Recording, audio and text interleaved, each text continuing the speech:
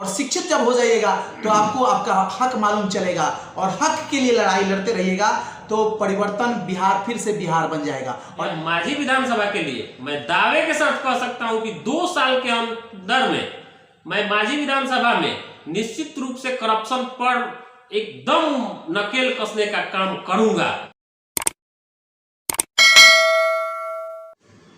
नमस्कार, आप देख रहे हैं वेंसा मीडिया और मैं सचिन शांडिल्या सिद्धांतवादी। और इस वक्त मेरे साथ मौजूद हैं माझी विधानसभा के पूर्व प्रत्याशी और भावी प्रत्याशी डॉक्टर कुणाल सिंह जी। आज मैं डॉक्टर कुणाल सिंह जी से राजनीति के विषय में चर्चा करने का प्रयास करूंगा। सर, आपका स्वागत है। जी नमस्कार, मैं वेंसा मीडिया के सभी दर्शकों को भी अपने तरफ से नमस्कार। सर, आप पूर्व में भी चुनाव लड़ चुके हैं माझी विधानसभा से और आगे भी लड़ने की तैयारी में हैं, तो चुनाव लड़ने का मुख्य मकसद क्या है सर?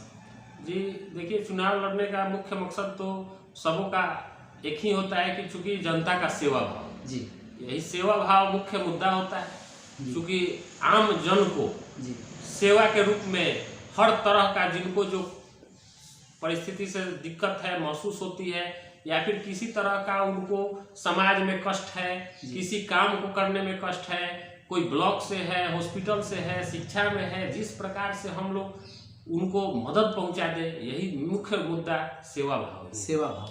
तो सेवा भाव, तो जब आप चुनाव लड़िएगा तो अभी वर्तमान में पीछे भी आप लड़ चुके हैं और आगे भी लड़ने की तैयारी में, तो आप जब जनता के सामने जाइएगा तो आपके पास कुछ मुद्दा होगा ना, क्या मुद्दा लेकर के आप जाइएगा उनके पास?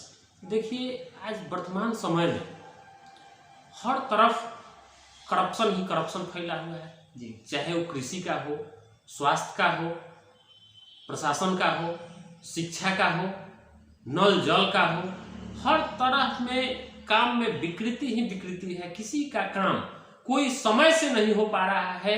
हर लोग, नीचे तबके के लोग, जो गरीब गुरबा लोग हैं, वो दौड़ते दौड़ते परेशान हो जा रहे हैं, फिर भी उनका काम समय नहीं हो पा रहा है। उनको प्रशासन के लोग टहला रहे हैं, शिक्षा विभाग में जो काम है उसमें टहल रहे हैं, स्वास्थ्य में टहल रहे हैं, कृषि में जा रहे हैं उसमें टहल रहे हैं। अभी कुछ दिन पहले की ही बात है कि किसानों को 270-72 का यूरिया किसी को मिल नहीं रहा था जी।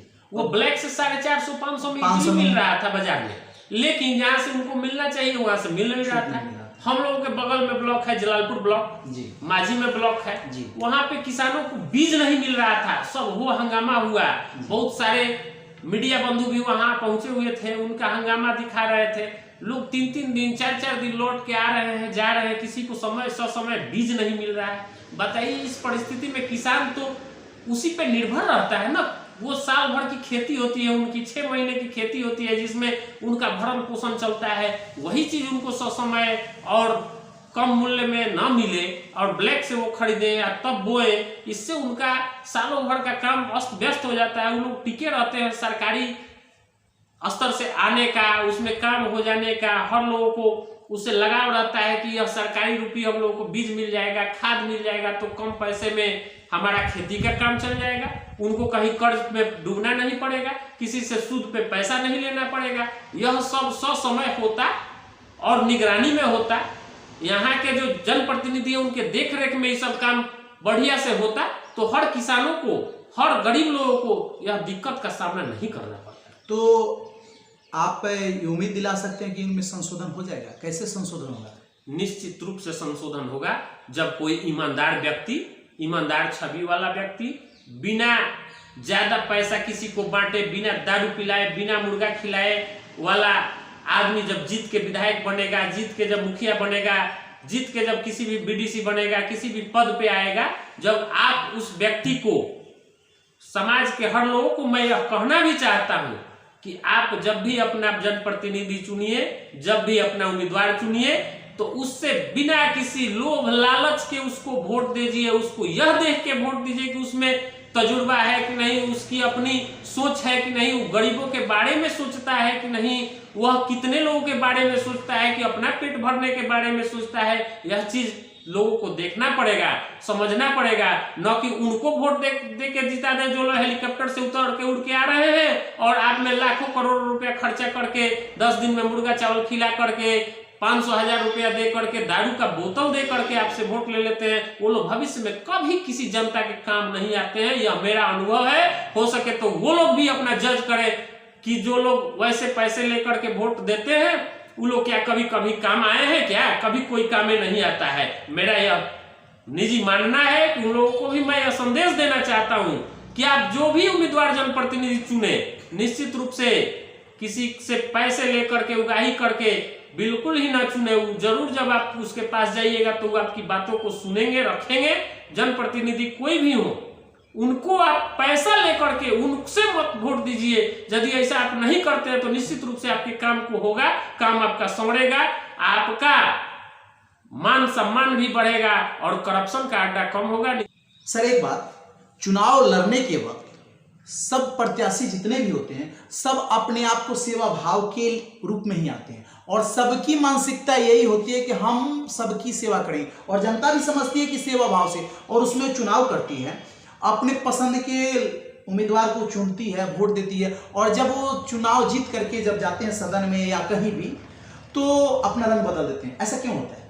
ऐसा रंग बदलने का कारण मेरे हिसाब से तो यही होता है कि वो लोग आते हैं, हेलीकॉप्टर से आते हैं, 4 चक्का से आते हैं और पैसा छींटते हैं, दारू मुर्गा खिलाते हैं, पैसा बांटते हैं और चुनाव जीतते हैं तो समझ जाते हैं कि फिर अगले 5 साल बाद हमको तो फिर पैसा बांटना है, फिर पैसा देना है, सौदाबाजी है। आप हमसे सौदा किए, हम भी आपसे सौदा किए, आपने हमको पैसा लेके वोट दिया, हम आपका काम नहीं करेंगे, आपका पैसा लूट के अपना जेब भरेंगे। तो फिर सौदा करना है ना जी, बिल्कुल सौदा करना होगा उन लोगों के लिए। देखिए ये सच्चाई बता रहे हैं नेताजी कि यदि आप पैसा लेकर के वोट देते हैं अर्थात सौदा कर रहे हैं, और जब सौदा कीजिएगा तो सौदा करने वाला तो फिर अपना बेनिफिट देखेगा ना जी, और अपने बेनिफिट से 5 साल जब जीत करके जाता है इंसान तो 5 साल तक उसकी रिकवरी और उसके बाद अगले बार फिर सौदा करना है, उसकी सौदाबाजी में उस समय निकल जाता है और विकास का काम कुछ नहीं जाता है। जो लोग लाखों करोड़ों खर्चा करके चुनाव जीतते हैं वो निश्चित रूप से लाखों करोड़ रुपया अपना पहले पॉकेट भरेंगे, अपना बैंक बैलेंस करेंगे, अपना घर द्वार ठीक करेंगे,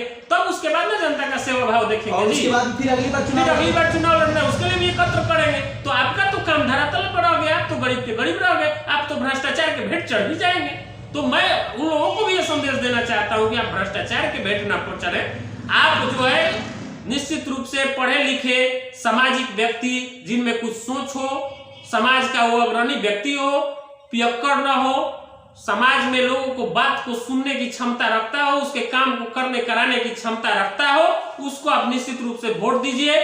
भले ही वो पैसा कम खर्च करता हो, लोगों के बीच में पैसा का स्प्रेड नहीं करता हो, दारू नहीं पिलाता हो, मुर्गा नहीं खिलाता हो, लेकिन उसको वोट देके आप जिताइए। निश्चित रूप से आने वाले समय में भ्रष्टाचार से वह व्यक्ति मुक्ति दिलाएगा, यह मेरा सोच है।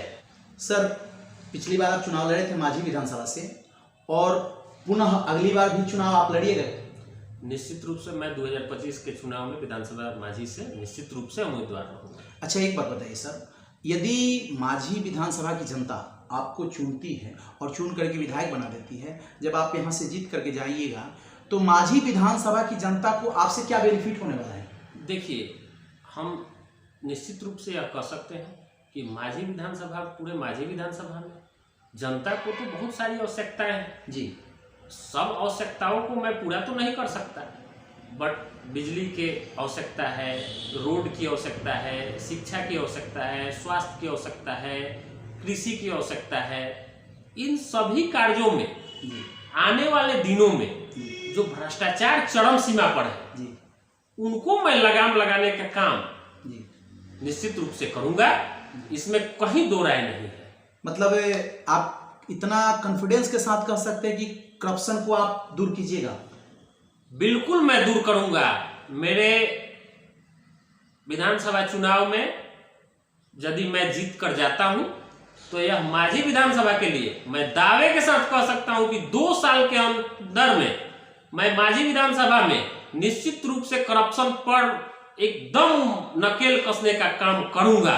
जो किसी के अभी तक मैं देखता हूं कि सब लोग जीत के आते हैं लेकिन नकेल कसने का काम नहीं करते हैं, वो कहते हैं पर हो नहीं पाता है। चुनाव लड़ने के वक्त जितने भी प्रत्याशी आते हैं सब लोग करप्शन की बात करते हैं, सब लोग बोलते हैं कि भ्रष्टाचार मुक्त हम अपना क्षेत्र बनाएंगे। अगर हमको जनता मौका देती है तो हम जब जीत कर जाएंगे तो भ्रष्टाचार मुक्त कर देंगे।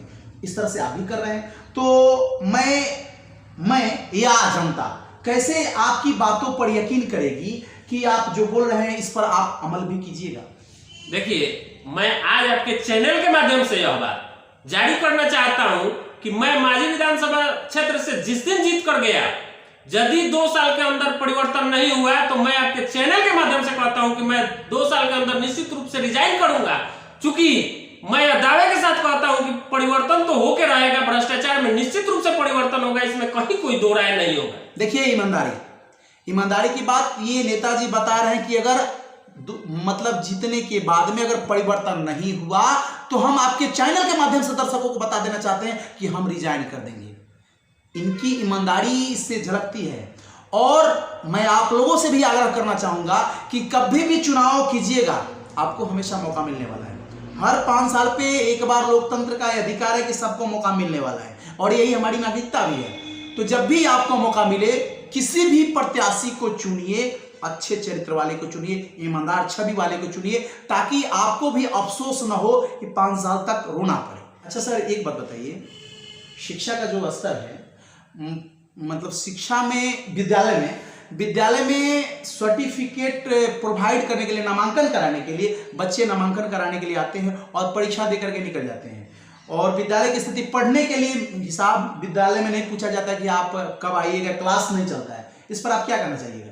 देखिए, क्लास चलने की बात ही कहा है, सारे शिक्षक लोग तो गैर शैक्षणिक कार्य में लगे हुए हैं। क्लास चलने की बात ही, कोई उम्मीद ही नहीं है किसी को कि क्लास चले। और रही बात विद्यालय की जी, तो हमारे देखने से कोई विद्यालय नहीं रहा ना, उसमें प्रयोगशाला की काम होता है कि कोई भी लैब लेबोरेटरी भी सब जगह जहां जाइएगा वहां बंद पड़ा मिलेगा। प्रयोगशाला है लेकिन कहीं प्रयोग का काम नहीं होता है। विद्यालय है लेकिन उसमें पढ़ाई न के बराबर है, बस छात्र आए, हाजिरी बन गया, आप अपने घर जाओ, शिक्षक अपने घर चला गया। वह विद्यालय है कहाँ? वह तो सर्टिफिकेटालय बन गया है, विद्यालय है ही नहीं। बस सर्टिफिकेट लीजिए और जाइए विद्यालय से। देखिए, ये बता रहे हैं कि विद्यालय अब ना रह गया, अब सर्टिफिकेटालय बन गया। वहां जाइए और सर्टिफिकेट लीजिए और चले जाइए। आपसे पूछा नहीं जाएगा कि आप क्लास करने के लिए आते हैं या नहीं आते हैं। सच्चाई है। और जिस वजह से शिक्षा का असर दिन प्रतिदिन गिरते जा रहा है और हमारे यहाँ के सर्टिफिकेट प्राप्त करके जो नौजवान निकल रहे हैं बेरोजगार हो रहे हैं। निश्चित रूप से बेरोजगार हो। यहाँ जनता कभी शिक्षा के नाम पर किसी को वोट नहीं देती है। जब भी चुनती है पार्टी के नाम पर, दल के नाम पर चुन लिया, पैसे के नाम पर, दारू के नाम पर चुन लिया। वो कभी ये सोच के कहाँ वोट देती है, ये कहाँ सोच के कहाँ सरकार बनाती है कि हमारे बच्चे को बेहतर शिक्षा देना है, बेहतर विकल्प चुनना है। वो कभी की कोई नहीं करता है। ये लोग सोचता ही नहीं। ये लोग सोचता है कि जो आ गया खूब पैसा खर्चा कर रहा है, बड़ा धनिक पार्टी बा, बड़ा धनिक विधायक से लड़ता है। मानसिकता जहां तक बन चुकी है, अब शिक्षा, सुरक्षा और स्वास्थ्य के बारे में लोग बातें नहीं करते हैं। इस पर आप क्या कहिएगा? देखिए, हम यह देख रहे हैं कि आने वाले 20-25 सालों से, जब से हम हैं देख रहे हैं, होश संभाले हैं, तब से देख रहे हैं कि गरीबी जिसकी जहां थी वहीं पे रह गई। इसका मूलभूत कारण यह है शिक्षा में कमी, कि शिक्षा में कमी है। जब उसका शिक्षा बढ़िया नहीं होगा, उसे नौकरी बढ़िया नहीं लगेगा, रोजगार नहीं मिलेगा, तो वो तो जहां के तहां रह जाएगा। उसमें कोई परिवर्तन होना संभव नहीं है। जब वो शिक्षित होगा तो स्वास्थ्य के प्रति सचेत होगा, कृषि के प्रति सचेत होगा, अपने नौकरी रोजगार के प्रति सचेत होगा, हर तरह के विकल्प खुलेंगे, पैसा कमाने के विकल्प खुलेंगे, हर तरह में वो नयापन लाएगा। आने वाले दिनों में जो इंटरनेट युग है उसमें वो बढ़ेगा। और इंटरनेट युग से जब बच्चा कट जाएगा, वो चला जाएगा बेरोजगारी के फेरा में, कमाने 100, 200, 500, 1000 रुपया के फेरा में, तो उसका प्रोग्रेस कोई किसी प्रकार से हमको नहीं लगता है कि वो जहाँ था वहीं आज भी है, कल भी है और परसों भी रहेगा। वो कहीं निकल के बाहर नहीं जाए। यानी सच्चाई ये है कि गरीब हर दौर में शोषण किए गए हैं। गरीब हर दौर में शोषण किया। गरीब को अगर शोषण से बचना है तो सबसे पहले शिक्षा के प्रति आपको जागरूक होना पड़ेगा। जब तक आप शिक्षित नहीं होइएगा तब तक आपको आपका अधिकार मालूम नहीं चलेगा कि आपका हक क्या बनता है। यही बात सच्चाई है। यही बिल्कुल सच्चाई यही है। हर लोगों को पहले बेहतर शिक्षा की जरूरत है। नीचे की भी शिक्षा बेहतर होनी चाहिए और हायर शिक्षा भी बेहतर होनी चाहिए। और हमारे यहाँ अभी तो हर विश्वविद्यालय में देखा जा रहा है कि हायर एजुकेशन 3 साल का एजुकेशन 5 साल में हो रहा है। हाँ, यूनिवर्सिटी की स्थिति भी बदतर है। जब मेरे यहाँ बच्चे हायर एजुकेशन नहीं करेंगे, ग्रेजुएशन नहीं करेंगे, कहाँ से बीपीएससी यूपीएससी के एग्जाम देंगे और कहाँ से बेहतर रोजगार लाएंगे, कहाँ से बेहतर उनकी जो है नौकरी होगी। जब बेहतर नौकरी नहीं होगी, आप कितना ही आरक्षण दे दीजिएगा, यहाँ ग्रेजुएशन है नहीं उसका हो निकल पाएगा, उसका बेहतर शिक्षा नहीं बन पाएगा, तो वो कहाँ से कोई ना नौकरी मिलेगी ना रोजगार मिलेगी, वो तो धरातल के धरातल पे ही आ जाएगा निश्चित रूप से। जब तक शिक्षित आप नहीं होंगे, सचमुच मानसिक तौर पे विकलांग बनाने का प्रयास सरकार कर रही है और हम सभी को जागरूक होना पड़ेगा। शिक्षा के प्रति आप सभी लोग जागरूक होइए और शिक्षित जब हो जाइएगा तो आपको आपका हक मालूम चलेगा और हक के लिए लड़ाई लड़ते रहिएगा तो परिवर्तन बिहार फिर से बिहार बन जाएगा और बिहार हमारा बिहार 1 नंबर पर बन जाएगा। शिक्षा के क्षेत्र में जब शिक्षित हो जाएगा, हर जगह आपके लिए रोजगार उपलब्ध है। अब सर लास्ट में मैं आपसे एक बार पुनः अपील करना चाहूंगा कि हमारे दर्शकों को अपने माध्यम से क्या करना चाहेंगे? देखिए, मैं दर्शकों को अपने माध्यम से यही कहना चाहता हूं कि आप जब कभी किसी भी चुनाव में आप वोट देने जाएं तो निश्चित रूप से आप पैसा लेकर, निश्चित रूप से किसी से प्रभावित होकर वोट न करें। जब भी वोट आप दें, किसी सामाजिक व्यक्ति को, पढ़े लिखे व्यक्ति को, जिसमें समाज के प्रति, लोगों के प्रति मोह माया ममता हो, श्रद्धा हो, काम करने का, सामाजिक काम करने का, भ्रष्टाचार से दूर करने का जिसमें सोच हो, उसी को आप चुनने का काम करें। यही आपका भविष्य संवारेगा। वही चुनकर जो जाएगा तो सदन में आपकी बातों को रखेगा, नियम कानून बनवाएगा। नहीं आप रखते हैं, वैसे लोगों को सदन में भेजने का काम आप नहीं करते हैं, तो निश्चित रूप से आप विकलांग के विकलांग ही रह जाइएगा, गरीब के गरीब ही रह जाइएगा, बेरोजगार का बेरोजगार ही रह जाइएगा और न आपका इलाज होगा, न दवाई मिलेगा, न पढ़ाई मिलेगा, न सुनवाई होगा। सब काम आपका जो का जो रह जाएगा। आप वही के वही बने रह जाइएगा, गरीब, कुपोषित, शोषित बन के आपको जिंदगी भर जीना पड़ेगा। जैसा कि सर बताया कि जब तक आप खुद जागरूक नहीं होइएगा, शिक्षित नहीं होइएगा और चुनाव करने के वक्त ईमानदारी पूर्वक स्वच्छ छवि के नेता को नहीं चुनेगा, तब तक न दवाई मिलेगी, न पढ़ाई ढंग से होगी और न कोई सुनवाई ढंग से होगी। इस तरह से हम पिछड़े के पिछड़े ही रह जाएंगे। तो अगर बिहार को विकसित करना है तो सबसे पहले हमारा नेता अच्छा होना चाहिए और नेता का चुनाव करने का जो जिम्मा है वो हमारे कंधे पर, आपके कंधे पर है। हम सभी मिलकर के सही नेता का चुनाव जब करेंगे, हमारा बिहार फिर से बढ़िया बिहार हो जाएगा। और आप कमेंट करके बताइएगा कि हमारा प्रयास कैसा रहा। जय हिंद, जय भारत।